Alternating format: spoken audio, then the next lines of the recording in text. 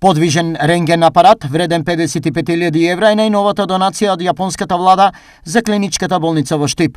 Договорот со кој овој вреден апарат се доделува на болницата е потпишан денеска, со што и се официализира целата постапка.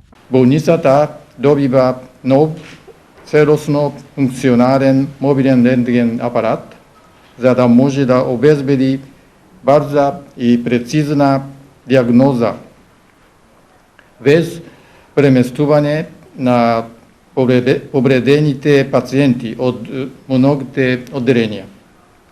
Исто така, апаратот ќе може да се користи за време на операции за најдобри резултати. Со обезбедување на апаратот се подига нивото на квалитет на услугите во болницата, а истиот за почеток ќе биде користен за инфективното одделение, каде во моментов и потребата е најголема. Ова е медицински апарат кој што ќе биде итекако користен за нашата клиничка болница, ќе ги зголеми нивото на здравствени услуги на нашиот оддел за радиодиагностика, кој што итекако многу работи. Ние сме, знаете, регионален центар, имаме над 35.000 диагностички процедури.